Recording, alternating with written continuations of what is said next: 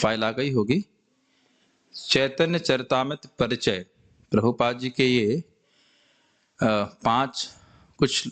10 अप्रैल 10 से लेकर अप्रैल 14 तक यानी 5 प्रवचन हुए थे, उन्हीं को यहाँ पे रखा गया है। जय जय श्री चैतन्य जय नित्यानंद, जय अद्वैत चंद्र जय गौर भक्त वृंदा, जय जय श्री चैतन्य जय नित्यानंद, जय अद्वैत चंद्र जय गौर भक्त वृंदा। तो ये एक चीज मैं आपसे कहना चाहता हूं कि ये जो श्लोक हैं, सॉरी जो प्रभुपाद जी के यहाँ पे परिचय है, वह जो मूल श्लोक हैं 14 श्लोक, उनको सार में प्रभुपाद समझाएंगे और फिर उनको डिटेल में हम लोग जब चैतन्य चरितामृत पढ़ेंगे तब समझेंगे श्लोक पे श्लोक, लेकिन प्रभुपाद उसको सार रूप में समझाएंगे, उसको हम समझने का प्रयास करेंगे। ये काफी कठिन माने जाते हैं मतलब तत्व की दृष्टि से, लेकिन इतना मुश्किल नहीं है जितना आप लोग सोच रहे हैं। अगर आप समझेंगे, समझने का प्रयास करेंगे, समझ में आ जाएगा। हम पढ़ते जाएंगे जैसे हम लोग पहले कर रहे थे और उसको उसका कुछ टीका करने का प्रयास करेंगे। मूल रूप से अप्रैल 10 से 14 1965 को अंतर्राष्ट्रीय कृष्ण भावनामृत संघ न्यूयॉर्क के समक्ष एसी भक्ति वेदांत स्वामी प्रभुपाद द्वारा कृष्णदास कविराज गोस्वामी कृत चैतन्य चरितामृत भगवान चैतन्य महाप्रभु की प्रमाणिक जीवनी पर दिए गए 5 प्रातःकालीन व्याख्यानों के रूप में, तो प्रभुपाद जी के लेक्चर को हम समझने का प्रयास कर रहे हैं। चैतन्य का शाब्दिक अर्थ है जीवंत शक्ति, और चरित्र का अर्थ है चरित्र, और अमृत का अर्थ है अमर। सजीव प्राणी होने के नाते हम हिलडुल सकते हैं, किंतु एक मेज ऐसा नहीं कर सकती क्योंकि उसमें जीवनी शक्ति नहीं है। गति या हिलना डुलना तथा क्रियाशीलता को जीवनी शक्ति का चिन्ह या लक्षण माना जा सकता है। निसंदेह यह कहा जा सकता है कि जीवनी शक्ति के बिना कोई क्रियाशीलता नहीं आ सकती। यद्यपि भौतिक अवस्था में जीवनी शक्ति रहती है, किंतु वह अमृत तथा अमर नहीं होती। अतएव चैतन्य चरितामृत शब्दों का अनुवाद जीवंत शक्ति का अमर चरित्र के रूप में किया जा सकता है। तो ये जीवंत शक्ति तो आपको समझ में आ रही होगी, मैं आत्मा के रूप में हूं और मैं शरीर में हूं, तो ये शरीर क्रियामान होता है, अन्यथा ये शरीर क्रियामान नहीं होता है, ये बात बोल रहा है। किंतु यह जीवंत शक्ति अमर रूप में कैसे प्रदर्शित होती है? यह इस भौतिक ब्रह्मांड में मनुष्य या किसी अन्य प्राणी द्वारा प्रदर्शित नहीं की जा सकती, क्योंकि हम में से कोई भी व्यक्ति इन शरीरों में अमर नहीं है। हम में जीवनी शक्ति है, हम कार्य करते हैं और हम अपनी प्रकृति तथा वैधानिक स्थिति से अमर हैं, किंतु हम जिस भौतिक स्थिति में लाकर रखे गए हैं उसमें हमारी अमरता का प्रदर्शन नहीं हो पाता। तो आप लोगों के मन में शायद ये संदेह आ रहा होगा कि आत्मा तो जीवन शक्ति है, तो आप यह क्यों कह रहे हो कि यह जीवन शक्ति का अमर चरित्र इस जगत में नहीं प्रदर्शित हो सकता भौतिक जगत में? तो समझना चाहिए कि हमारे चरित्र की बात की जाए अगर, तो हमारा चरित्र अमर नहीं है। पिछले जन्म में कुछ और थे, इस जन्म में कुछ और थे, उसके बाद कुछ और रहेंगे, और हर बार कुछ नई नई लीला तो नहीं कह सकते कार्य करते हैं, और हम लोग कर्म के बंधन में बंध कर कार्य करते हैं। लेकिन भगवान कृष्ण की जो लीलाएं हैं, श्रीमद् चैतन्य महाप्रभु की लीलाएं हैं, ये अमर हैं। आप जानते ही हो कि अनंत कोटि ब्रह्मांड, और यहाँ पे एक लीला समाप्त होगी तो भगवान की लीला फिर दूसरे ब्रह्मांड में शुरू हो जाती है। नहीं जानते हैं तो अब जान लीजिएगा, जैसे सूर्य यहाँ पे उदित हुआ है तो कहीं पे और अस्त हो रहा होगा, कहीं पे उदित भी हो रहा होगा। तो इसी प्रकार से भगवान की लीलाएं जो हैं वह शाश्वत हैं, और वह शाश्वत रूप से जब ब्रह्मांड रहते हैं तो एक के बाद एक ब्रह्मांड में वो चलती रहती है। लेकिन हमारी स्थिति इस प्रकार से नहीं है। ओके, तो वस्तुतः हम लोग वैधानिक मतलब कॉन्स्टिट्यूशनल पोजीशन जो है वो हमारे अमर की है, अमरत्व की है, लेकिन इस जगत में हमारी अमरता प्रदर्शित नहीं हो पाती। कट उपनिषद में कहा गया है कि अमरता तथा जीवंत शक्ति हम और ईश्वर दोनों में होती है। नित्यो नित्यानाम चेतनस चेतना नाम, सभी नित्य हैं, इसमें जो एक मुख्य नित्य है वो है भगवान श्री कृष्ण। यद्यपि यह सच है कि हम तथा ईश्वर दोनों ही अमर हैं, किंतु अंतर तो है ही। हम जीव होने के नाते अनेक कर्म करते हैं, किंतु उनमें किंतु हम में ऐसी प्रवृत्ति रहती है जिससे हम इस भौतिक प्रकृति में आ गिरते हैं। ईश्वर में ऐसी प्रवृत्ति नहीं पाई जाती। ये बात समझ में आना चाहिए। जब हम इस जगत में कुछ कार्य करते हैं प्रकृति के गुणों के द्वारा, तो हम बंध जाते हैं मतलब उसे करने के संस्कार मन में बनता है, और वह संस्कार हमको प्रेरित करता है जगत में फिर से उसी तरह से कार्य करने के लिए। लेकिन भगवान जब इस जगत में आके कार्य करते हैं, वह उनकी लीला होती है। वह माया के द्वारा प्रताड़ित होकर के या माया के द्वारा बद्ध होकर के जगत में कार्य नहीं करते। Does it make sense? ये बात है, यही प्रभा समझा रहे हैं। तो ईश्वर में ऐसी प्रवृत्ति नहीं पाई जाती। वह कभी माया से आकर्षित नहीं होते, प्रकृति गुणों से आकर्षित नहीं होते। सर्वशक्तिमान होने के कारण वे कभी भी भौतिक प्रकृति के नियंत्रण में नहीं आते। स्पष्ट है, निसंदेह है, भौतिक प्रकृति उनकी अचिंत्य शक्तियों में से केवल एक शक्ति का प्रदर्शन है। ये भी समझ में आ ही रहा होगा आप लोग, कोई मुश्किल नहीं। मैं केवल वही समझाऊंगा जहां कुछ समझ में नहीं आ रहा होगा। हमारे और ईश्वर के बीच का अंतर समझने के लिए एक उदाहरण सहायक हो सकता है। हमें भूमि से आकाश में केवल बादल दिखते हैं, किंतु यदि हम बादलों के ऊपर उड़कर जाएं तो हमें चमकता सूर्य दिखेगा। आकाश से गगनचुंबी महल तथा शहर बहुत छोटे प्रतीत होते हैं। इसी प्रकार ईश्वर के पद से यह समस्त भौतिक सृष्टि नगण्य एवं तुच्छ लगती है। ये उस पर कुछ मैं कहना चाहता हूं। देखिए, इसको थोड़ा समझने का प्रयास करिए। भगवान अभी हमें क्यों दिखाई नहीं पड़ते हैं? भगवान हमें इसलिए दिखाई नहीं पड़ते हैं क्योंकि हम प्रकृति के गुणों के अंदर हैं।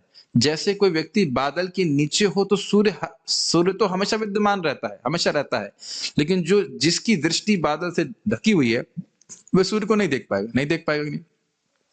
तो भक्ति करते करते व्यक्ति जब भाव स्तर पर पहुंचता है तब वह पूरी तरह से त्रिगुणातीत हो जाता है। वो वैधानिक रूप से पूरी तरह से मतलब जो है गुणातीत हो जाता है। तब वह भगवान का अनुभव कर पाता है। जो आप कहते हैं कि नाम नामी में भेद नहीं है, सब जो है भाव स्तर पे व्यक्ति को समझ में आता है।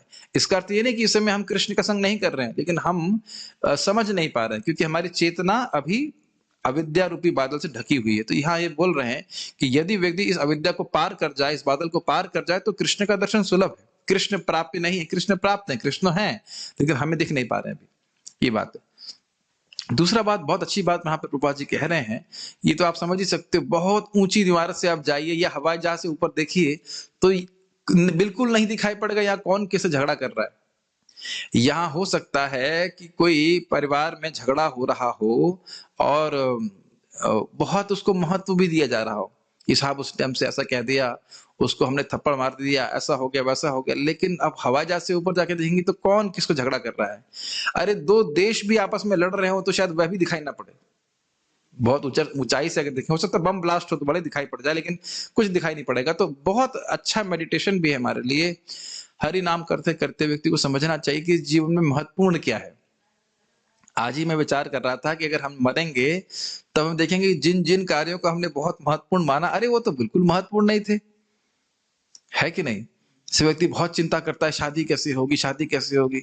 मान लो मर गया तो, या मरने का समय आ गया तो क्या करे, शादी हुई या नहीं हुई कोई खास फर्क नहीं पड़ा। हाँ, हरि नाम किया, मैंने भागवत श्रवण किया, भक्ति करी, ये बहुत महत्वपूर्ण है।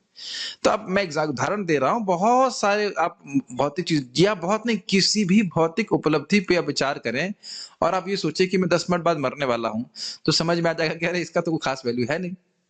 और उसमें हम अपनी चेतना को अभिनिविष्ट किए रहते हैं। यही प्रभुपाद जी समझा रहे हैं कि व्यक्ति को अपनी चेतना को ऊपर उठाने का प्रयास करना चाहिए। एक ही समस्या है कि हम कृष्ण को भूले हुए, और कृष्ण को अगर हम स्मरण करने का प्रयास कर रहे हैं तो बाकी सारे, इंग्लिश में कहते हैं, they will fall in their place, वो अपने आप एडजस्ट हो जाएंगे, उसमें कोई खास महत्व नहीं। इस संबंध में कदम कानन महाराज बहुत अच्छी बात बोलते हैं। कहते हैं कि मैं इंग्लिश में बोलता हूं फिर अनुवाद करूंगा, बहुत अच्छा। कहते हैं, we don't have to do many things, we are doing many things because we want to do those things. हमें बहुत सारे कार्य करने की जरूरत नहीं है कि ये करना है वो करना है।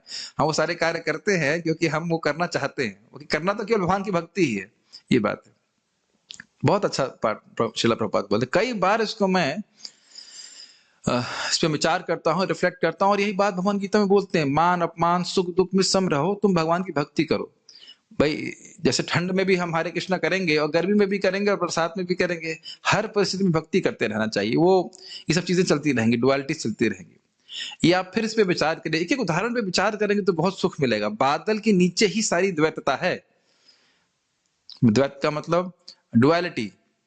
बारिश हो रही है, कहीं सूखा पड़ रहा है, कहीं कुछ है, लेकिन बादल के ऊपर एक रस है सब कुछ। अब एक रस का अर्थ ये मत सोचिएगा कि कुछ नहीं, वैरायटी नहीं है। बादल यहाँ पे इतना खाली कहना चाहता हूँ कि आध्यात्मिक जगत में कोई दुख नहीं है।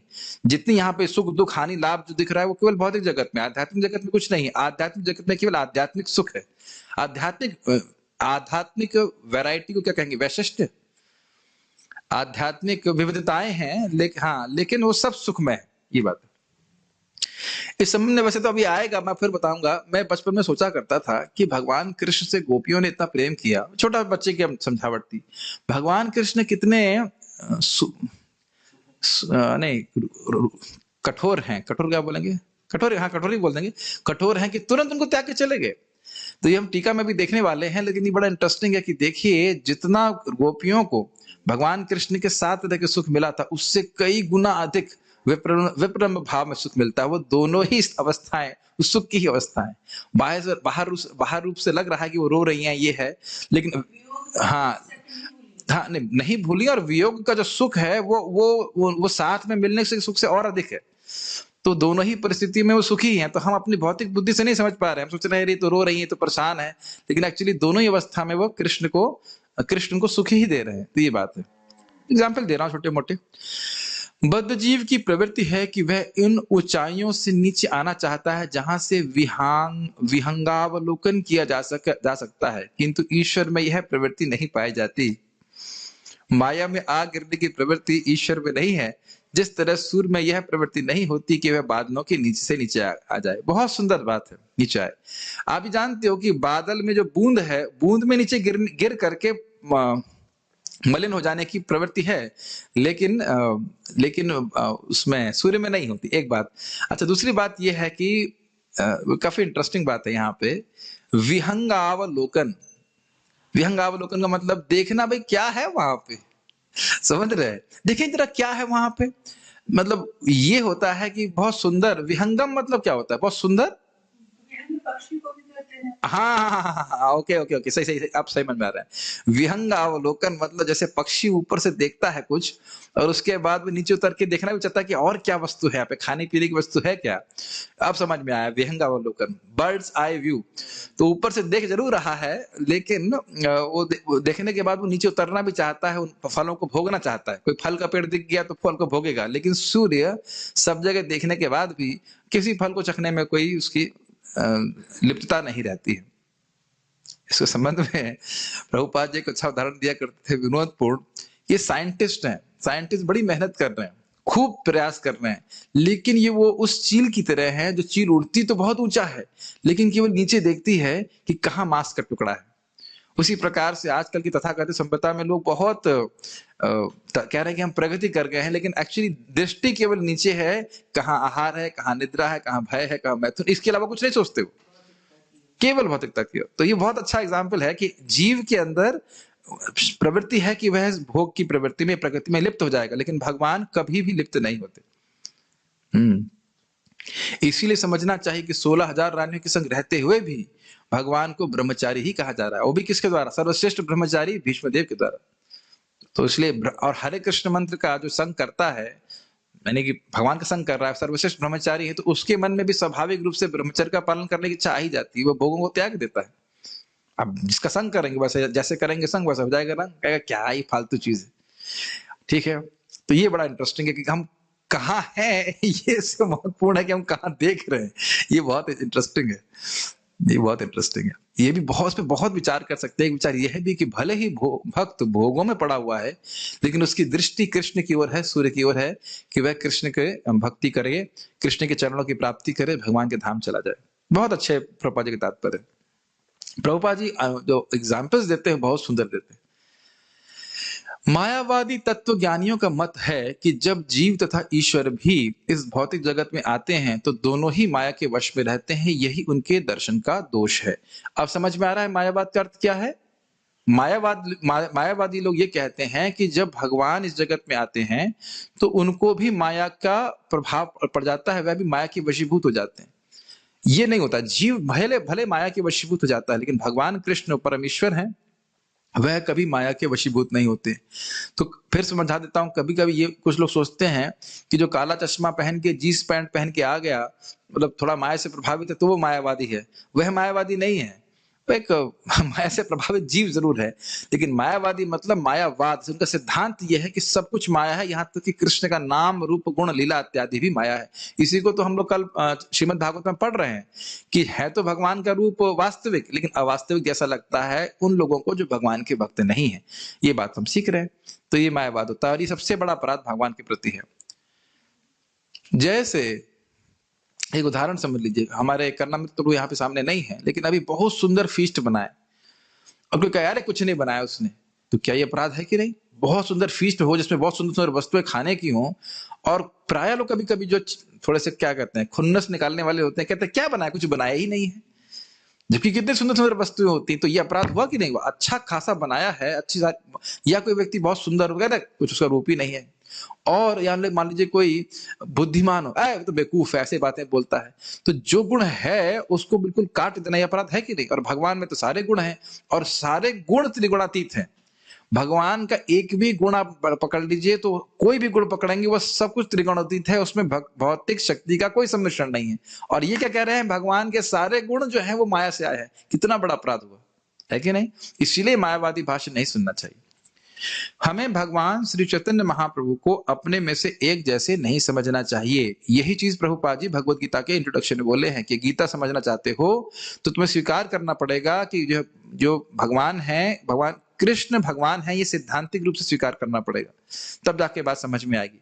और नहीं तो आप जरा विचार कीजिए, एर्थ में मुझे याद है कि मैंने महाप्रभु की फोटो अपनी हिस्ट्री बुक में देखी थी और उसमें बताया गया कि ये इंग्लिश में था, मतलब ज्यादा इतना याद, अभी भी फोटो याद है, बाकी क्या लिखा था ज्यादा कुछ लिखा नहीं था। यह नहीं लिखा था कि भगवान है। ये एक संत थे और उन्होंने भक्ति के मूवमेंट का प्रचार किया, बस इतना, एक दो पैराग्राफ में करके खत्म कर दिया। आपने भी पढ़ा हुआ है? हाँ, तो चैतन्य महाप्रभु के बारे में थोड़ा थोड़ा हम समझ सकते हैं, बाद में फिर महाप्रभुपाद की किताबों से हम पढ़ रहे हैं यहाँ पे, तो हम सिद्धांत नहीं समझेंगे तो फिर जो गलती हम भगवान कृष्ण के प्रति करेंगे वही गलती हम श्रीमन चैतन्य महाप्रभु के प्रति करेंगे, अर्थात उनको समान मनुष्य मान करके मायावादी धारणा से ग्रसित होकर के अपराध करेंगे, तो भक्ति में हम प्रगति नहीं कर पाएंगे। तो इसलिए हमें इस सिद्धांत को ठीक से समझना चाहिए। वे स्वयं कृष्ण हैं, सर्वोपरि व्यक्ति हैं। जैसे भगवान परम सत्य हैं, श्रीमन चैतन्य महाप्रभु भी परम सत्य हैं, इसलिए वे कभी भी माया रूपी बादल द्वारा आवृत नहीं होते।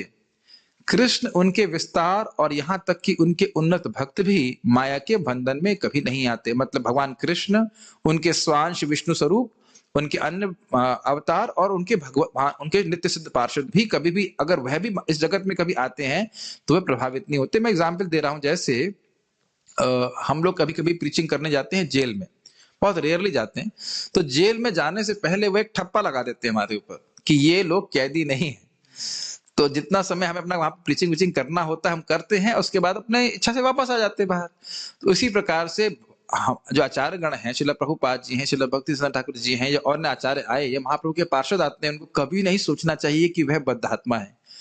गौरांगेर संगी गणे नित्य सिद्ध कौरी मने से जाए ब्रजेंद्र शुतपास। जो व्यक्ति सोच रहा है, समझता है कि गौरांगेर संगी गण, महाप्रभु के जो संगी गण हैं, उनके पार्षद हैं, वो नित्य सिद्ध हैं, और तो वह से जाए ब्रजेंद्र सुत पास, वह ब्रजेंद्र सुत भगवान कृष्ण के पास पहुंच जाएगा ऐसा व्यक्ति। तो तत्व को समझना कितना महत्वपूर्ण है, सोचिए। और अगर कहीं समझ लिया कि इनके पार्षद जैसे श्रीवास ठाकुर यह सब कोई भौतिक व्यक्ति हैं या मायाबद्ध जीव हैं, बस बंटाधार, सारा गड़बड़ जाएगा। सिद्धांत समझना बहुत जरूरी है, नहीं तो अनादर की भावना आ जाती है। दूसरे शब्दों में, ये मैं एग्जाम्पल इसलिए बोल रहा हूँ क्योंकि एक जगह महाप्रभु की लीला में आएगा कि व्यक्ति कहता है कि मुझे आप में तो श्रद्धा है, लेकिन नित्यानंद प्रभु की बात मुझे समझ में नहीं आती। कभी किसी यवनी को बोलते हैं, यवनी मतलब मुस्लिम की लड़की को बोलते हैं, मैं तुमसे शादी करना चाहता हूँ ऐसे करके, तो वह फिर महाप्रभु उनको समझाते हैं कि देखो, भले ही वो मंदिरालय में चले जाएं, या यवनी को बोल दें, यवनी मतलब मुस्लिम लड़की को बोले तुम मुझसे शादी करो, कुछ भी करो, लेकिन समझना चाहिए कि नित्यानंद प्रभु हैं, वह हमेशा देव स्थिति में रहते हैं।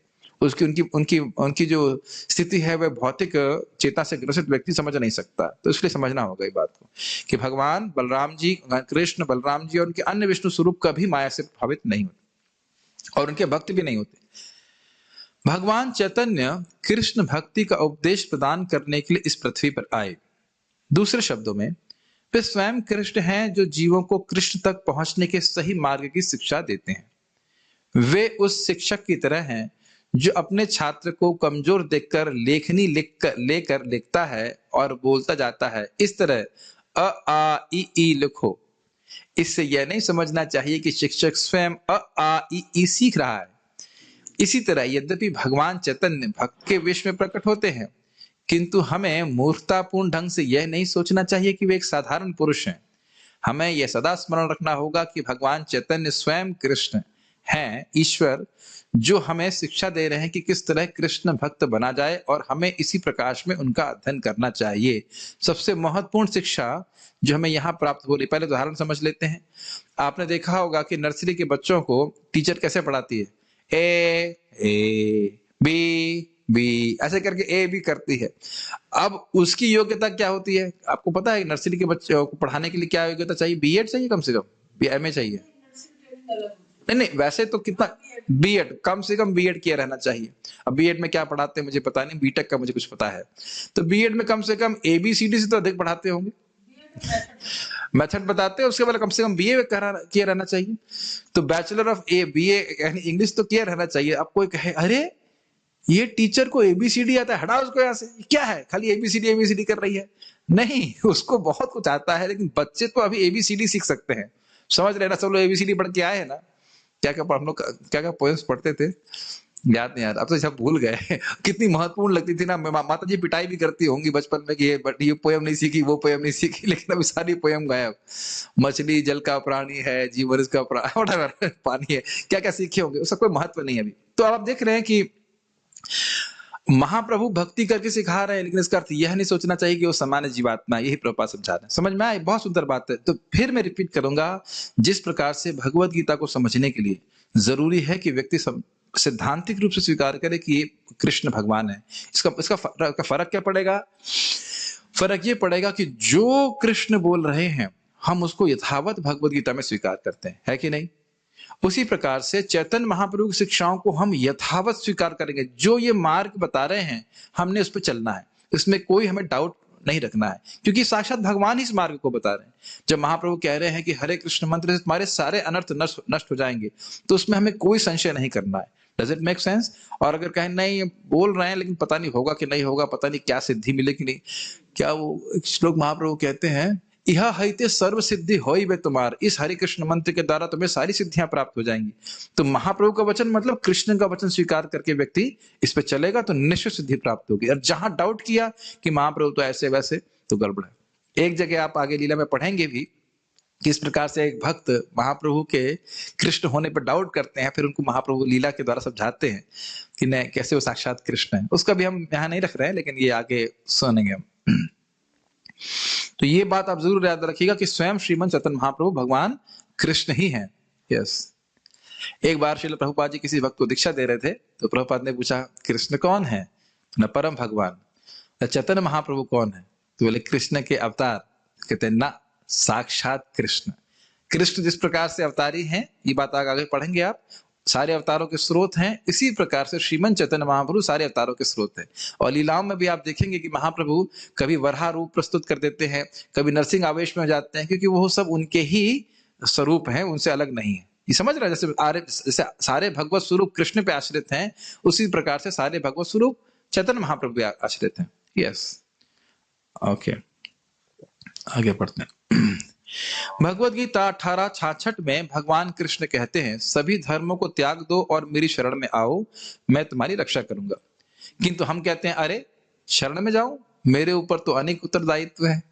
जैसे एक भक्त आए थे हमारे सामने परिवार सहित, मैंने कितनी उम्र हो गई? कहते हैं 58 हो गई। तो हमने कहा भाई, भक्त लोग बताते हैं कि जब उम्र में वन लगना चालू हो जाए, 51, 52, 53, तो व्यक्ति को वृंदावन में आ जाना चाहिए। तो उन्हें बड़े ही निर्भीकता से, बिना निर्भयता से बोले, ना वन तो हम कभी नहीं जाएंगे, हम तो घर में ही रहेंगे और घर में ही मरेंगे। अब मैं समझ गया कि इन महात्माओं को अब मैं कुछ शिक्षा नहीं दे सकता, ये तो बहुत पहुंचे हुए महात्मा घर के बाहर ही नहीं निकलना चाहते हैं। तो प्रश्न ये है कि क्या स्वरूप और अवतार में अंतर है? अभी स्वरूप देखिए, नहीं स्वरूप पर तो अलग बात होगी, स्वरूप तो विष्णु स्वरूप भी है, वो कोई दिक्कत नहीं है। अब ये इसको मैं अभी व्याख्या इसलिए नहीं करना चाहता हूं क्योंकि 1.3.28 के लिए रिजर्व है। एक है स्वयं रूप कृष्णा, जिनका रूप किसी रूप पे आश्रित नहीं होता। फिर उनसे होते हैं प्रभव, वैभव। अब आप प्रश्न करना, उत्तर देना चालू कर दूंगा तो पूरी क्लास हो जाएगी। वैसे हमें ऑलरेडी इसको दिया हुआ है, आप सुन सकते हैं।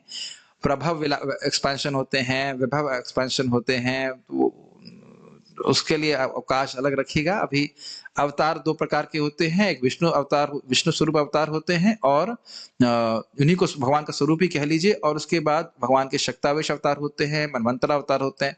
उनकी व्याख्या वहीं पे की जाएगी, आप भागवतम सुनते रहिएगा, वहां पे हम बताएंगे, ठीक है। ओके, थोड़ा डिफरेंस है। भगवान के जो विष्णु स्वरूप हैं वो भगवान के देखिए, भगवान के विष्णु स्वरूप जब भगवान अपने आप को विस्तारित करते हैं आध्यात्मिक जगत में, तो जरूरी नहीं है कि वो इस जगत में आए। पहली बात तो ये समझ लेना चाहिए। अवतरति इति अवतार, जो आध्यात्मिक जगत से भौतिक जगत में अवतरण करते हैं वो अवतार है।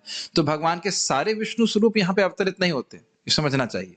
तो इसलिए ये अंतर होगा। और बाकी डिटेल में आप इस प्रश्न को रखिएगा, जब हम लोग चर्चा करेंगे इसमें, और महाप्रभु भी सनातन गोस्वामी की शिक्षा में इसको चर्चा करेंगे, तो हम लोग वहां पे इसको देखेंगे। अभी वो थोड़ा सा हम लोग, मतलब अभी तो सब कुछ सार में प्रस्तुत किया जा रहा है, गंभीरता में तब जाएंगे जब हम श्लोक को पढ़ने वाले हैं, ठीक है। जब श्लोकों को पढ़ेंगे। ये क्लोज क्यों नहीं आ रहा है?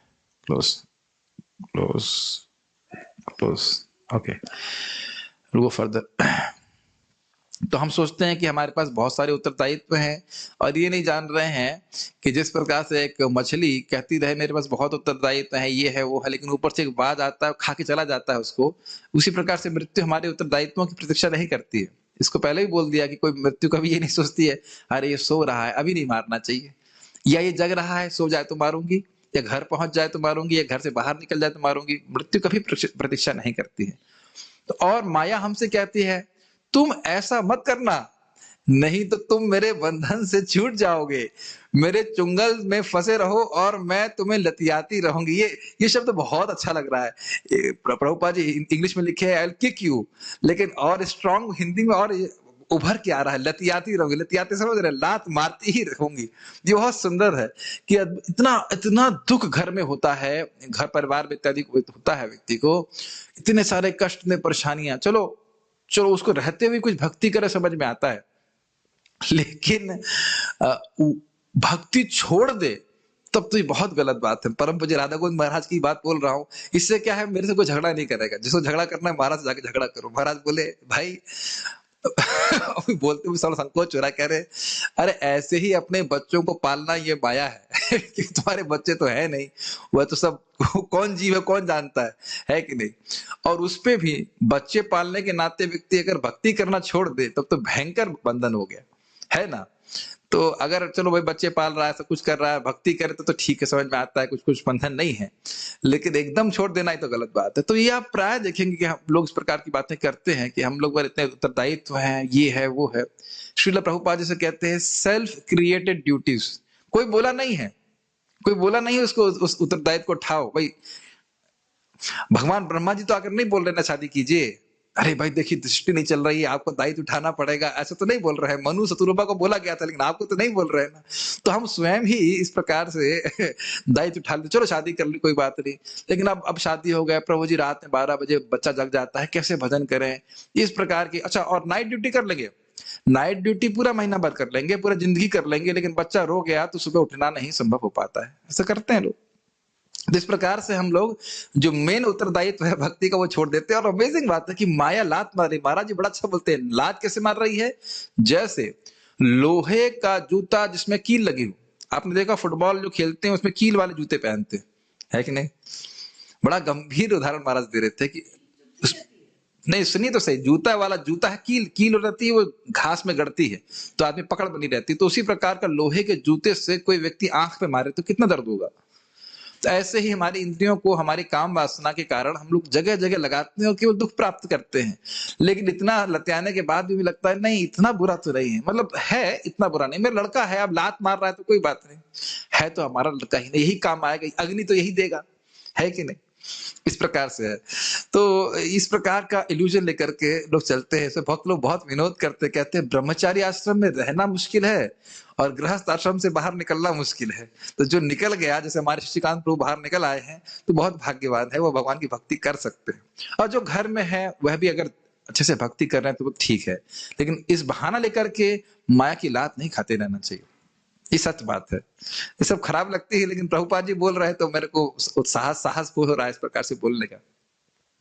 यह सच है कि हम माया द्वारा निरंतर उसी तरह लतियाते जा रहे हैं जिस तरह कामुक गधे को एक गधी संभोग के लिए आते समय मुख पर लात मारती है। ये हमने देखा था एक बार, हम लोग यमुना जा रहे थे, यमुना क्रॉस करे तो वहां इस प्रकार का था, किस प्रकार से गधी लात मार रही थी बार बार। इसी प्रकार से कुत्ते तथा बिल्लियां भी मैथुन के समय हमेशा लड़ते झगड़ते हैं। यहाँ तक कि जंगल के हाथी को पकड़ने के लिए उसे प्रशिक्षित हथनी के द्वारा गड्ढे तक ले जाया जाता है।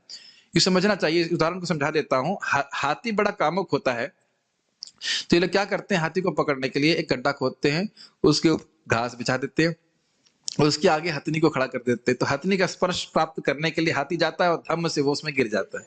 ये स्थिति होती है। और उसके बाद फिर वो वीक हो जाता है, खाने को देते नहीं, कमजोर हो जाता है, फिर बाहर निकालते हैं तो उसको कंट्रोल कर पाते हैं। अब ये मेरे वाक्य तो है नहीं, ये तो आपके परिवार वालों के वाक्य होंगे, स्पेशली लड़कों के लिए बोलते हैं, अरे भाई इसके पर पाँव में बेड़ी डाल दो। गलत तो नहीं बोल रहा हूं ना? बेड़ी समझते हैं ना? बेड़ी शादी कर दो ताकि अब ये बंध जाए, नहीं तो ये देखो, ये हम नहीं बोल रहे, साधु लोग नहीं बोल रहे, घर वाले ही बोलेंगे, अरे अब ये थोड़ा जो है बेड़ी बांध दीजिए, बेड़ी बांध दीजिए। तो वो कोई बात नहीं, वो बेड़ी की संगी महाराज अच्छा बोलते हैं, गौर कृष्ण महाराज, अरे भाई अकेले नहीं आ सकते, कोई बात नहीं, जाल को लेके आओ, मंदिर आओ, अपने जाल को साथ में लेकर के आओ। अब मंदिर नहीं आ सकते तो कोई बात नहीं, घर में जाल को लेकर के भजन करो। जैसे हमारे हयग्रीव प्रभु हैं क्या इधर, कहाँ पे हैं, दिख नहीं रहे, हाँ शायद है कि नहीं पता नहीं, लेकिन पूरे जाल नहीं, मतलब तो डिवोटी है, लेकिन पूरे परिवार के संग वो भक्ति करते हैं, अच्छी बात है, दैट इज वेरी नाइस, ये अच्छी बात है। फिर महाराज एक्चुअली सराहना भी कर रहे थे, एक जगह एक डिवोटी फैमिली थी जहाँ प्रभु जी, माता जी, बच्चे सब लोग जप करते हैं। तो इसी को ब्रह्मा जी ने कहा है, तावत उसी समय तक घर जो है वो जेल की तरह है, जब तक यावत कृष्ण न तेजना, जब तक वह कृष्ण को नहीं स्वीकार करते। जैसे हमारे यहाँ भी 18 ब्रह्मचारी हैं, 17-18 ब्रह्मचारी, तो हम लोग भी भाई भाई की तरह रहते हैं, भक्ति करते हैं। उसी प्रकार घर परिवार में भी सभी लोग को ये सोचना चाहिए कि पत्नी है, बच्चे हैं, सब कुछ है, ये एक आश्रम के मेंबर हैं और वो सब लोग कृष्ण भावना में संलग्न हो, तब बंधन नहीं है, ठीक है ना? लेकिन ये जो माइक जीवन है, इसमें इंद्रिय तृप्ति केंद्र में है, ये तो फिर बहुत बड़ा बंधन है। माया के पास कुछ बातें कठोर हो सकती हैं, सुनते रहिए। माया के पास हमें फंसाने के अनेक तरीके हैं और भौतिक जगत में उसका सबसे प्रबल बंधन पाश स्त्री है। निस्संदेह हम ना तो पुरुष हैं न स्त्री, क्योंकि ये उपाधियां हमारे बाह्य वस्त्र शरीर को ही लागू होती हैं। इस समझते उपाधि ये शरीर है और इसमें हम ये सोच रहे हैं कि मैं ये शरीर हूं। तो जब सोचा कि मैं ये शरीर हूं, तो शरीर कैसा दिख रहा है? पुरुष की तरह दिख रहा है, स्त्री की तरह दिख रहा है, और जब तक हम इस जगत में हैं हमको उसके अनुसार कार्य भी करना पड़ेगा। लेकिन आंतरिक रूप से हमारी जो आइडेंटिफिकेशन धीरे धीरे हमें प्रयास करना चाहिए इस भावना में कि मैं भगवान का दास हूं और इस शरीर यंत्र के माध्यम से मुझे कृष्ण की सेवा करनी। सेवा तो आपको स्त्री और पुरुष की तरह ही करनी पड़ेगी, उसको आप चेंज नहीं कर सकते हैं, लेकिन इस जीवन में, लेकिन जो उद्देश्य है वह चेंज हो जाना चाहिए। Doesn't make sense. भाई मान लीजिए किसी के पास मोपेड है तो मोपेड पे चल रहा है, और किसी के पास पल्सर है तो पल्सर पे चल रहा है ना? वह चेंज नहीं कर सकते, लेकिन दोनों ही लोग वृंदावन की ओर चले, चाहे मोपेड से चले, चाहे पल्सर से चले, चाहे कैसे भी चले। या महाराज एक जगह उदाहरण दे रहे थे, या प्रपात उदाहरण दे रहे हैं कि कोई ट्रेन में बैठा है, तो थर्ड लेवल की बोगी में बैठा है, या फर्स्ट टायर क्या कहते हैं, फर्स्ट उसको एसी कंपार्टमेंट में बैठा है, सेकंड एसी में बैठा है, थर्ड एसी में बैठा है, लेकिन ट्रेन में बैठा है तो सभी लोग भगवान एक ही समय में भगवान के पास पहुंचेंगे, एक ही समय में स्टेशन के पास पहुंचेंगे। तो व्यक्ति के अलग अलग गुण हैं, सब कुछ है, लेकिन जो व्यक्ति भगवान के नाम जप करने में तो कोई योग्यता की बात नहीं है। सभी लोग नाम जप कर सकते हैं, सभी लोग भागवत श्रवण कर सकते हैं, गीता पढ़ सकते हैं, चैतन्य चरितामृत पढ़ सकते हैं, प्रसाद तो सभी खा सकते हैं, तो वो सभी लोग भगवान की तरफ उन्मुख हों, ये बात है। ये सबसे बड़ा कर्तव्य है। देखिए जिन लोगों की अभी अभी शादी हुई है, तो समझ लें कि प्रभु जी यानी पुरुष को वो गुरु होता है अपनी पत्नी के लिए, ठीक है ना?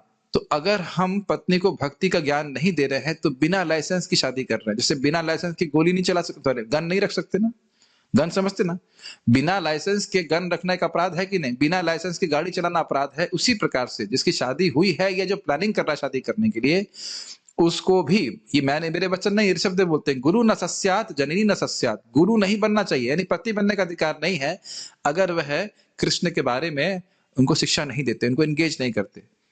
ये नहीं कि पत्नी को लेकर के होटल में घूम रहा है और उसके बाद वो सिनेमा दिखाने ले जा रहा है तो यह है उसका कर्तव्य, बिल्कुल भी कर्तव्य नहीं है। पति हो, गुरु हो, चाहे कुछ भी हो। जैसे मैं इंडोनेशिया में एक माता जी को मिला तो उन्हें पूछा, मेरे बच्चे मांस खाना चाहते हैं, तो मैंने कहा वो जैसे भी खाएं, आप पैसा ना दो और ना घर में आप उसको बनाओ।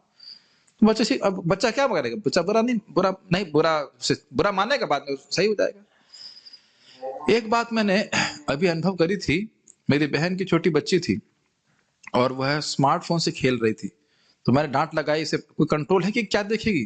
तो जैसे ही उसने फोन खींचा मेरी बहन ने, तो तुरंत उसकी जो छोटी बच्ची जो बोल नहीं सकती, उसकी आंखों में और उसे हाथ से मारने लगी और एक घृणा का भाव उत्पन्न हो गया अपनी ही माँ के प्रति। अब आप देख रहे हैं, मैं कुछ बोल नहीं रहा था, हम तो केवल देख के समझ जाते हैं कि किस प्रकार से एक छोटा शरीर में जो जीव है वह भी अपनी इंद्रिय तृप्ति के लिए, वो इंद्रिय तृप्ति का स्वरूप चाहे कुछ भी हो, बहुत लालायित है। और जैसे ही आप उसको रोकेंगे, भले उसके भले के लिए हो, तुरंत वह सारे संबंध भूल करके आपसे द्वेष करेगा। एटलीस्ट उस समय जो उसके भाव, क्योंकि बच्चे अपने भाव को नहीं छुपा पाते, तो जो एकदम मैंने आंखों में भाव देखा था उसके, ऐसे करके, तो अपनी ही माँ को मारने का प्रयास कर रहा है। मारने का मतलब लड़ाई कर रहा है, बच्चे क्या मार सकते हैं। लेकिन ये बहुत इंपॉर्टेंट है कि ये इंपॉर्टेंट है, ये मत सोचिए कि जो बच्चे हैं वो शुद्ध होते हैं, कोई शुद्ध नहीं है, सभी अविद्या से ग्रसित हैं और सभी भोग प्राप्त करना चाहते हैं। और यही माया की ट्रिक है, कोई ना कोई भोग प्रस्तुत करती रहती है और ये सारी उपाधियों पर आधारित है। वास्तव में हम सब कृष्ण के दास हैं, किंतु बद्ध जीवन में हम सुंदर स्त्री रूपी लोहे की जंजीर से जकड़े हुए होते हैं। इस तरह प्रत्येक नर यौन जीवन में बंधा हुआ है। अतएव जब भी कोई व्यक्ति भौतिक बंधन से छूटने का प्रयास करना चाहे तो उसे सबसे पहले अपनी काम वासना को वश में करना सीखना चाहिए। अनियंत्रित काम वासना से मनुष्य पूरी तरह माया के बंधन में फंस जाता है।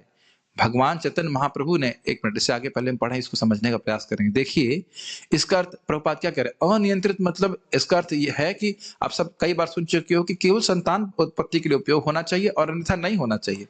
तो प्रभुपाद जी से किसी ने पूछा, अरे इतना कम, महीने में केवल एक बार संग होना चाहिए और वह भी केवल संतान उत्पत्ति के लिए, तो अच्छा है कि होना ही नहीं चाहिए। तो कहते हैं यस, प्रभुपाद कहते हैं, you got the point, you got the point, कि भोगों के लिए नहीं। पॉइंट क्या है, हम सोचते हैं कि हमारे से बहुत बड़ा सुख छुड़वाया जा रहा है, लेकिन एक्चुअली सबसे बड़ा दुख वही है।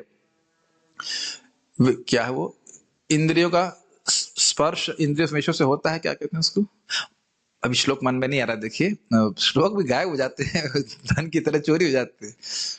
दुख योनय एवते, यही संस्पर्श जा भोगा, दुख योनय एवते आद्यंतवंत कौन्तेय नतेषु रमते बुधा। ये बहुत सुंदर श्लोक है भगवत गीता का, कि इंद्रियों का जो इंद्रियों के विशुद्ध संपर्क होता है वह दुख की, वो ही दुख की योनि है, वही दुख हमको प्रस्तुत करता है। नतेषु रमते बुधा, जो बुद्धिमान व्यक्ति है वो इसमें रमण नहीं करता। प्रभुपाद तात्पर्य इसमें लिखते हैं बहुत सुंदर, रमन्ते योगिनो अन्ते सच्चिदानंद चिदात्मनि इति राम पदे नासौ परम ब्रह्म अभिधीयते। राम से पर ब्रह्म को, राम नाम से पर ब्रह्म को अभिधीत किया जाता है, इंगित किया जाता है, समझा जाता है। क्यों? तो कहते हैं रमन्ते योगिनो अनंते, जो योगी हैं वह अनंत सुख में रमण करते हैं, और वह सुख कौन देने वाले हैं? राम, बलराम कृष्ण वो देने वाले, इसलिए उनको राम कहा जाता है। तो रमण करना हम बंद नहीं कर सकते, और ना जो आध्यात्मिक जीवन में कहा जा रहा है कि आप सुख उपभोग मत कीजिए, लेकिन सुख कहाँ है वहां से ढूंढने का प्रयास कीजिए। दुखों में सुख ढूंढना ये बिल्कुल भी बुद्धिमानी नहीं। समझ रहे हैं मेरी बात? लेकिन क्योंकि फिर भी लोगों की एक विशेष समय में हृदय में बहुत वासना होती है, तो इसलिए शादी का प्रभाव, विवाह का प्रावधान है, और वह भी कृष्ण भावना भावी संतान उत्पन्न करने के लिए। और इसमें स्वयं भी वे भक्ति करते हैं, ये इंपॉर्टेंट बात है। एक और बात भी है, व्हाट इज एक बार क्या नाम है उनके, जयद्वित महाराज से पूछा गया, Maharaj ji what is the purpose of grihastha life? तो the purpose of grihastha life is to give it up.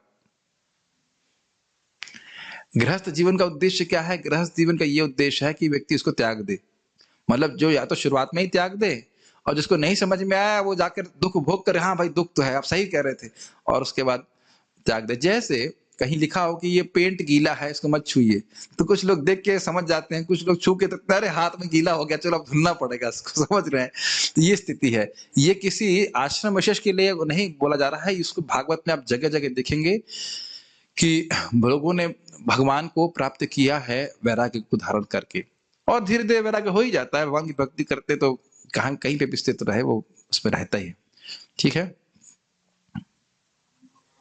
प्रश्न कह रहे हैं, is there any reason to get married instead of being just staying brahmachari, as this makes even closer to just serve Krishna?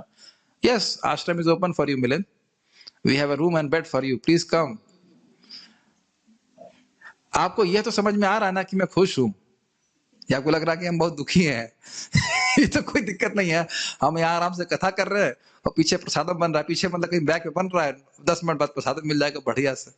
ये तो हमारे घर वाले भक्त लोग, माता जी रहती हैं, बोल रही हैं कि इतना प्रसादम तो घर में भी नहीं बन सकता, 8-9 आइटम ये वो इत्यादि जो भी है।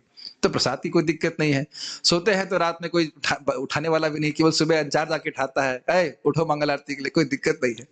लेकिन अद्भुत बात यह है, प्रभुपाद को बोलते हैं कि इतनी सारी सुविधा होने के बाद भी लोग माया में जाना चाहते हैं, क्या किया जाएगा? कोई बात नहीं, बेड़ी के संग ही भक्ति कीजिए, जाल के संग ही भक्ति कीजिए, लेकिन भक्ति कीजिए। ठीक है। शिला भक्ति सिंह ठाकुर जी कहते थे, अगर कोई गारंटी दे कि बच्चे भक्त बनेंगे तो हम 100 बच्चे, 1000 बच्चे पैदा करने के लिए तैयार हैं, लेकिन कोई गारंटी है नहीं, इसलिए मैं ब्रह्मचारी ही रह गया। ठीक है। उसका भी उपयोग है। तो यहाँ बता रहे हैं, महाप्रभु की लीला से प्रभुपाद बात को बता रहे हैं। तो पुरुष का स्त्री के प्रति आकर्षण और स्त्री का पुरुष के प्रति जो आकर्षण है, वही इस जगत में व्यक्ति को बार बार बांध रहा है, तो उससे व्यक्ति को छूटना चाहिए। थोड़ा और पढ़ेंगे। भगवान चैतन्य महाप्रभु ने इस माया से 24 वर्ष की आयु में वैराग्य ग्रहण कर लिया था। यद्यपि उनकी पत्नी 16 वर्ष की थी और माता 70 वर्ष की थी, और वे ही अपने परिवार के एकमात्र पुरुष या सदस्य थे। यद्यपि वे ब्राह्मण थे और धनी नहीं थे, किंतु उन्होंने संन्यास ले लिया और इस तरह पारिवारिक बंधन से अपने को विलग कर दिया। अब मैं समझ रहा हूं कि कुछ लोग, ऐसा मैंने सुना है कि कुछ लोगों को आपत्ति होती, ये क्या किया, अपनी अपनी एकदम नवविवाहिता पत्नी को त्याग दिया। बड़े महाप्रभु कठोर हैं।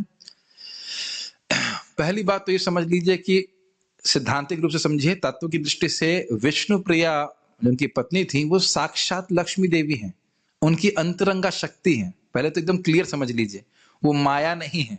ठीक। और उसके बाद प्रभुपाद जी खाली एक पॉइंट बोलने के लिए बोल रहे हैं, जो हम कल सुन रहे थे ना, कुछ बात रखने के लिए ऐसा बोल रहे हैं।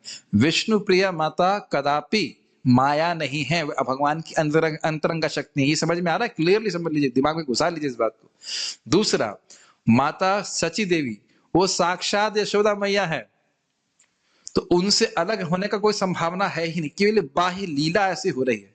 जब वह संन्यास ले रहे थे तो उसी प्रकार से विष्णु प्रिया सोच समझ गए कि आप, मुझे लग रहा है आज चले जाएंगे।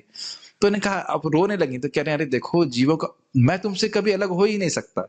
जैसे आप जानते हैं भगवान श्री राम माता सीता से कभी अलग नहीं हुए, बाह्य रूप से लगा कि माता सीता को रावण लेके गया, तो मैं आपसे कभी अलग हुई ही नहीं, लेकिन जीवों के निस्तार के लिए मुझे ऐसा करना पड़ रहा है। तो इसलिए कहीं महाप्रभु पे आप आक्षेप ना करने लग जाए। मैंने ऐसे सुना है कान से कि कुछ माताओं को ये ऑब्जेक्शन होता है कि कहाँ ना इमोशनल भाव में, मैं सारी माताओं को नहीं बोल रहा हूँ प्लीज, कुछ माता जी को मैंने सुना है कि भावना होती है, क्या महाप्रभु की है, अपनी पत्नी को छोड़ के चले गए, ऐसा आप सोच सकते हैं। लेकिन वो, और उनकी माँ बिल्कुल निराशित थे, उनको छोड़ दिया। लेकिन आप प्लीज समझिए, महाप्रभु की ये दया है हम जीवों के ऊपर। आपने सुना भी था ना, जो लोग अपराध कर रहे थे महाप्रभु के प्रति, उन लोगों पे दया करने के लिए इतनी प्रेममयी पत्नी और इतनी प्रेममयी माता को बाह्य रूप से त्याग करके वह भगवान की भक्ति और उनके प्रचार के लिए आगे बढ़े। Does it make sense? Please Mahaprabhu पे किसी प्रकार का आक्षेप न करें। वही वैसा हो जाएगा जैसे कृष्ण की लीला में हम आक्षेप करते हैं कि कृष्ण जो है वो कामुक है या लंपट है। ऐसा नहीं सोचना चाहिए। तो इसलिए जब तत्व में समझेंगे ठीक से तो महाप्रभु की बात हमको समझ में आएगी। ओके। लेकिन यह एक बात समझना चाहिए कि लेकिन जैसे हम रघुनाथ दास गोस्वामी के बारे में सुनते हैं तो उनकी बहुत सुंदर पत्नी थी और इंद्र के समान वैभव था, लेकिन महाप्रभु की कृपा से वह सब छोड़ करके महाप्रभु के पास आए। तो महाप्रभु कहते हैं तुम्हें कृष्ण ने कृपा किया। सनातन गोस्वामी जी प्रधानमंत्री थे और वह सब छोड़ करके महाप्रभु की शरण में आए। तो महाप्रभु ने कहा कि तुमको विषय के गर्त से कृष्ण ने निकाल लिया है। तो सनातन गोस्वामी कहते हैं कि कृष्ण तो मैं जानता नहीं, आपकी कृपा मैं जानता हूँ, आपकी कृपा से मैं यहाँ पे मेरा उद्धार हुआ है। तो इस प्रकार से महाप्रभु दिखा रहे हैं कि वैराग्य भक्त को होना ही चाहिए। जिंदगी भर घर परिवार में पड़े रहना यह उचित बात नहीं है। वैसे भी अगर गृहस्थ आश्रम में भी है तो कम से कम इतनी प्लानिंग होनी चाहिए कि 50 के बार तो बाहर निकले। महाराज इस उदाहरण देते हैं कि पहले जमाने में लोग सेंध लगाते, सेंध समझते हैं, सेंध लगाने का मतलब होता है जैसे अभी हमारी दीवारें जो है सीमेंट और गारे की, इसमें नींव होती है स्ट्रांग, उसको नहीं तोड़ा जा सकता। लेकिन पहले जो है मिट्टी की दीवारें होती थी, तो लोग सेंध लगाते थे, खोदना चालू करते थे। तो पहले अपना सर नहीं डालते थे, वो पांव डालते थे ताकि मान लो कुछ खतरा हो जाए, पांव कट जाए, कुछ मार दे कोई कुल्हाड़ी तो बाहर तो भाग सके। गर्दन डाल देंगे तो फिर गर्दन ही कट जाएगी, उसी में पड़े रह जाएंगे। तो कह रहा है कि ठीक है महाराज, अब देखिए मेरे से कोई झगड़ा मत करना, मैं तो केवल रिपीट कर रहा हूँ, गुरु मुखा पद्म वाक्य चित्तिते कोरी आए क्या। तो बोले ठीक है भाई, गृहस्थ आश्रम प्रवेश करो, कोई बात नहीं, लेकिन वैसे करो जैसे चोर करता है निकलने प्रवेश करने से पहले निकलने का रास्ता देख लेता है, ऐसा नहीं हो पकड़ लिया जाए और धर के खूब पिटाई हो ठीक है ना। कुछ लोग की शादी अभी हुई है, लोग हम लोग के लिए शुभ संदेश शुभ संदेश जा रहा है, ठीक है, या होने वाली है तो भी उन लोग के लिए शुभ संदेश है। तो चोर की तरह प्रवेश करना चाहिए ताकि बाहर निकलने का मौका मिले। और उनके गुरु महाराज भी, मैं उनके गुरु महाराज की बात बोल रहे हैं तो उससे बुरा नहीं लगना चाहिए यहां तक कि अगर भक्त पत्नी भी है तो दोनों को बच्चों से भी आसक्त नहीं होना चाहिए। वो बच्चे अपना काम करते रहेंगे, उनको 50 साल के बाद अब केवल भक्ति भजन के लिए ही व्यक्ति को बाहर निकल आना चाहिए, भक्ति करना चाहिए। तो ये बात इंपॉर्टेंट है। ये हम जो महाप्रभु की शिक्षा से देख रहे हैं, व्यक्ति को स्वयं भी अपने जीवन में अप्लाई करते हुए चलना चाहिए। हमने देखा किस प्रकार से लीला पुरुषोत्तम प्रभु हमारे जो शिक्षा गुरु हैं थे, उसमें आईआईटी में जब हम पढ़ रहे थे तो उनके माता पिता कब से 2003 या 2000 से वृंदावन में रह रहे हैं और भक्ति ही कर रहे हैं। पता नहीं जिंदा है कि नहीं, मुझे पता है जिंदा है। और माता जी शायद 100 माला ना 128 माला रोज करती रहती हैं। बहुत अच्छा जीवन है और वृंदावन छोड़ के नहीं जाना चाहते, बहुत अच्छा। और यही शरीर छूटेगा, भगवान के धाम चले जाएंगे। ये स्थिति है। ये हमारे शशिकांत प्रभु भी घर छोड़ करके आ गए, नहीं तो वो उस तार को काट ही नहीं सकते। तार हमेशा लगा ही रहेगा, उसमें मती लगी रहेगी, बुखार आ गया दवाई दे दो, ये करो वो करो। इसीलिए 51-52 में कम से कम निकल जाना चाहिए। तो सब लोग प्लानिंग करके चलिएगा। This is the real planning for life. We have 5 minutes, so we'll go forward further।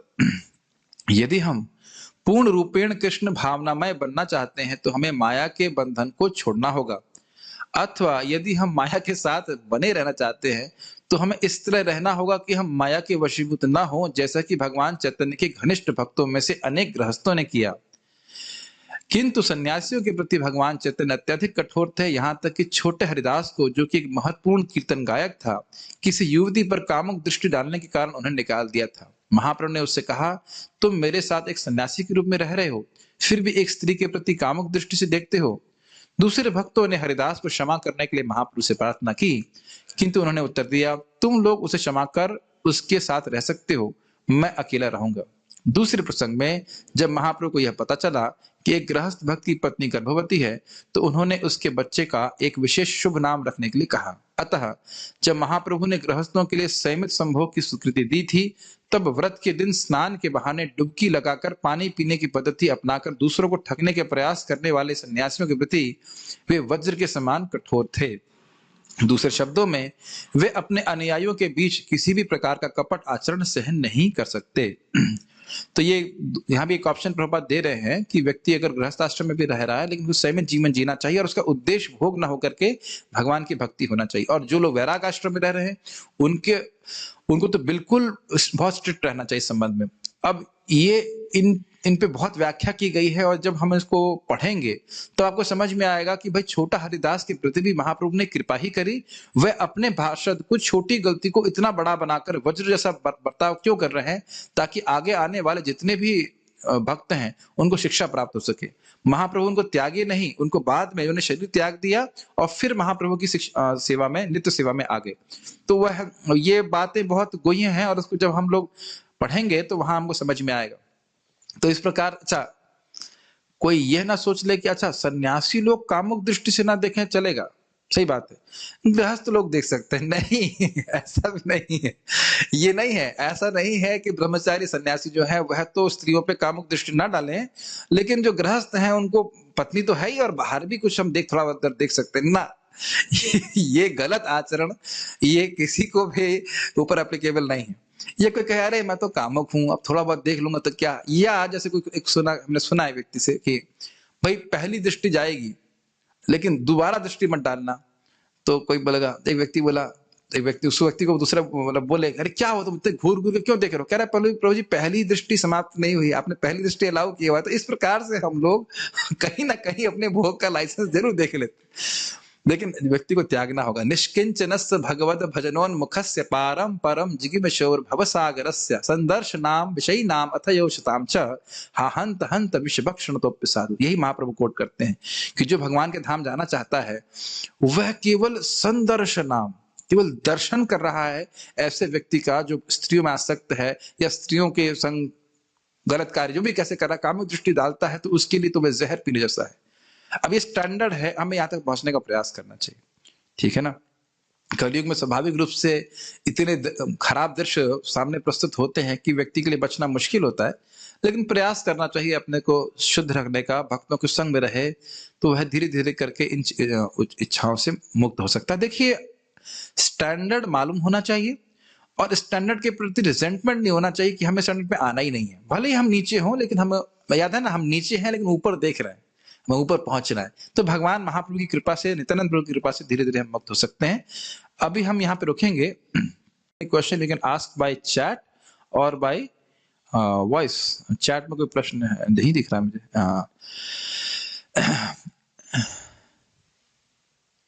अच्छा, if serving Krishna as brahmacharya is better over marriage, then why even Lord married in Ram Krishna avatar, Arjun ji too, even Lord Vishnu with Lakshmi Mata? I have no answer to this question, so sorry for asking but want to know. अच्छा, तो इन्होंने भगवान कृष्ण, भगवान श्री राम और अर्जुन का उदाहरण तो लिया, लेकिन चैतन्य महाप्रभु का उदाहरण नहीं ले रहे। हाँ, महाप्रभु तो सन्यास भी लिए भाई, ब्रह्मचर्य का पालन नहीं किए केवल। देखिए तो इसलिए हाँ भाई, मैं बोल रहा था ना कि भाई 16,000 रानियां हैं तो कम से कम 16 तो होनी चाहिए मेरी, क्यों मिलेंगे, है कि नहीं 16? अरे जब एक आ जाएगी तो कहोगे अरे एक भी क्यों आई, है कि नहीं। ये भी बहुत मेंटेन नहीं हो रहा है। हमारे सन्यासी हैं बहुत अच्छे, बड़े विनोद करते थे। वो कहते थे कृष्ण बलराम को प्रार्थना करते थे, कृष्ण बलराम सारी स्त्रियों को आप ही, सारी स्त्रियों का पोषण आप ही कर सकते हैं, भरण पोषण आप ही कीजिए। समझ में आया? जगत की जितनी भी स्त्रियां हैं उनका भरण पोषण आप ही कर सकते हैं, आप ही कर रहे हैं, आप ही कीजिए। मतलब मुझको छोड़ दीजिए, मैं ब्रह्मचारी रह जाऊं, मैं सन्यासी रह जाऊं, यही अच्छा है। बड़ा अच्छा प्रार्थना थी। देखिए कुछ भी कहिए, झमेला तो है। अब जो लोग झमेले में यहाँ दिख रहे हैं वो भले ऐसे ऐसे बोले नहीं झमेला नहीं है, झमेला नहीं है, लेकिन सब जानते हैं सब झमेला है, झमेला है। क्यों है गिरि प्रभु, झमेला है या नहीं है? गर्दन कैसे हिलाएंगे आप? यस झमेला है, बच्चे को पढ़ाना है, ये करना है, वो करना है, ठीक है। अब लोग अब उत्साह से लोग हाँ हाँ कर रहे हैं। देखो लोग, राहुल देख लो, सब लोग हाँ कर रहे हैं, झमेला है, ठीक है कि नहीं। लेकिन देखो जैसे आंखें बंद हुई तो आंखें बंद कर ले, नहीं ये देखना नहीं चाहता हूं मैं, कोई बात नहीं, जैसी आपकी इच्छा, कोई दिक्कत नहीं। झमेले के संग भी भक्ति की जा सकती है। कुछ लोगों को झमेला चाहिए होता है कि नहीं, कैसे सका प्रभु? यस। तो एक बहुत अच्छा उदाहरण दिए, लाल गोविंद प्रभु दे रहे थे उदाहरण, अच्छा था। कह रहे हैं ब्रह्मचारी जीवन कैसा है, मोटरसाइकिल जैसा, कहीं जाम लगेगा लेफ्ट राइट करके निकल जाएंगे, कोई जाम लगता नहीं है। और गृहस्थ जीवन कैसा है, कार जैसा, इधर भी देखना है, इधर का शीशा भी देखना है, उधर का शीशा भी देखना है, लेकिन एक्सीडेंट का चांस कम रहता है। ये रहता है। ब्रह्मचारी थोड़ा स्लिप कर गया तो थोड़ा गिर जाता है। तो अब देख ले, कोई मोटरसाइकिल से जाना चाहता है कि कार से जाना चाहता है उसके ऊपर। वैसे देखिए ये सब बातें प्रीचिंग के लिए नहीं होती हैं। हर व्यक्ति का अपना अपना संस्कार होता है। कोई व्यक्ति पहले जन्मों से ही कभी शादी की इच्छा नहीं रखता है। यहाँ तक कि माता जी लोग भी ऐसे हो सकते हैं जिनकी शादी की इच्छा ना हो, जैसे श्रीमती माता जी हम जानते हैं, उन्होंने कभी शादी नहीं किया। यहाँ पे प्रशांता माता जी हैं, यहाँ पे विदेशी शरीर में है, कभी शादी नहीं की। बहुत सारे लोग हैं जो शादी नहीं किए कभी, तो वो है, उनके ऊपर इच्छा होती है और मतलब उनकी इच्छा है वैसे करें। हाँ, ये स्वाभाविक सी बात है कि आपको अपने जीवन धारण करने के लिए बहुत कम चाहिए और इस प्रकार से हम भक्ति के लिए बहुत समय मिल जाता है। अब कितना समय हम देना चाहते हैं हमारे ऊपर है। वैराग और विरक्ति में कुछ फर्क होता है? नहीं। आसक्ति मतलब आसक्त होना, वैराग्य मतलब विराग होना। तो यानी कि भोग की वस्तुएं सामने हैं भी तभी ना उसमें कोई रुचि नहीं है, ये हो जाता है। इस प्रकार से I have been locked stating to you when is Bhagavad Gita class? Timings changed? No, the timings are not changed. For 3 days we'll have Chaitanya Charitamrita, and then next 3 days we will be having Bhagavad Gita. 3 दिन Chaitanya Charitamrita Hindi में, 3 दिन English में. तो आप आगे देख लीजिए, अगर हिंदी लिखा यहाँ पे दिख रहा है 8 बजे तो हिंदी प्रवचन हो रहा है, और अगर इंग्लिश दिख रहा है तो इंग्लिश प्रवचन हो रहा है. तो इस प्रकार से आप देख सकते हैं. और कोई प्रश्न किसी भक्त का है, कुछ कहना चाहते हैं या चैट के द्वारा बोलना चाहते हैं, तो आप बस अवकाश है 2-4 मिनट में, तो रुकते हैं. Know questions? सबको क्लियर हो गया वैराग्य के बारे में, जंजाल के बारे में क्लियर हो गया? ठीक है, तो यहाँ रुकते हैं, आप लोग को मुक्त कर देते हैं. श्रीमन चैतन्य महाप्रभु की जय, श्रील प्रभुपाद की जय, ताई गौर प्रेमानंदे. ओके.